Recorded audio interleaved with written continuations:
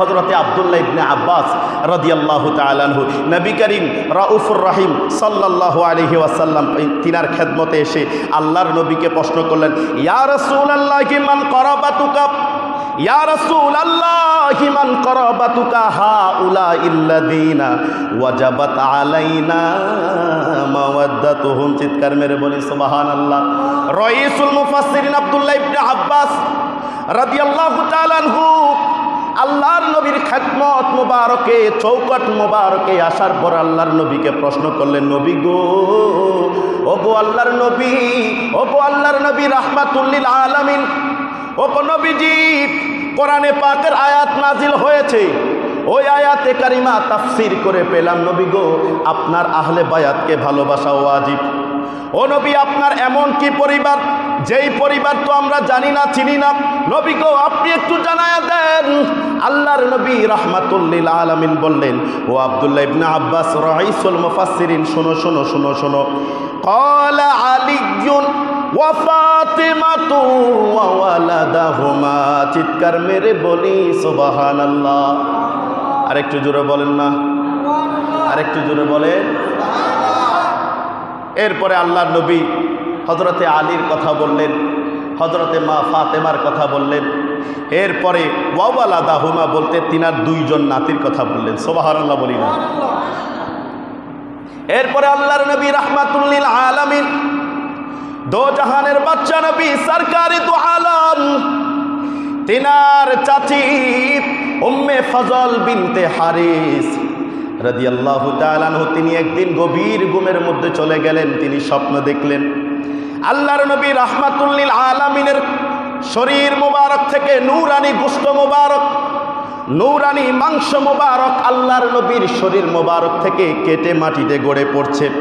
ওই অবস্থাতে মাটিতে না পড়ে আল্লাহর নবী রাহমাতুল লিল আলামিন, রাহমাতুল লিল আলামিন নবী মুহাম্মদুর রাসূলুল্লাহর নূরানি গোশত মুবারক ওই উম্মে ফজল বিনতে হারিসের কোল মুবারক এসে পড়ে গেল। চিৎকার মেরে বলি সুবহানাল্লাহ। এরপরে উম্মে ফজল বিনতে হারিস আল্লাহর নবীর নূরানি চৌকট মুবারক এসে বলে, আসসালাতু ওয়াসসালামু আলাইকা ইয়া রাসূলুল্লাহ। ও গো আল্লাহর নবী, ও গো আল্লাহর নবী, গতকাল আমার এমন ঘুম এসেছে, আর কখনো ওই রকম ঘুম হয় নাই। আমি গতকালে এমন একটা ঘুম এসেছে, ঘুমের কারণে আমি ঘরের কোনো কার্যক্রম করতে পারি নাই, ঘুমের কারণে আমি আমার সন্তানদেরকে খাবার দিতে পারি নাই, ঘুমের কারণে আমি আমার স্বামীর খেদমত করতে পারি নাই। আমার এমন ঘুম এসে গিয়েছে, এমন ঘুম এসেছে, ওই ঘুমের মধ্যবর্তী সময় আমি এমন একটা স্বপ্ন দেখেছি, নূরানি গোশত মুবারক আপনার শরীর থেকে মাটিতে গড়ে পড়ছে। ওই গোশত মুবারক মাটিতে না পড়ে ও গো নবী রাহমাতুল লিল আলামিন সেই গোশত মুবারক আমার কোল মুবারকে দেওয়া হয়েছে। বলি সুবহানাল্লাহ। আল্লাহর নবী রাহমাতুল লিল আলামিন উম্মে ফজল বিনতে হারিস নবীজি বললেন, ও গো আমার চাচি, ও গো আমার চাচি, আপনি আমাকে ছোটবেলা থাকতে আমি নবী মুহাম্মদুর রাসূলুল্লাহকে লালন পালন করেছেন, আমাকে নিজের হাতে আদর করে খাওয়াইছেন, আমাকে আপনি কাপড় পোশাক আদি আপনি পরিধান করা আছেন। ও গো আমার চাচি, আপনি আমার খেদমত করতে গিয়ে কখনো কোনোদিন কমতি দেন নাই। আপনার এই খেদমত আল্লাহ পাক রব্বুল আলামিন কবুল করেছে। বলি সুবহানাল্লাহ।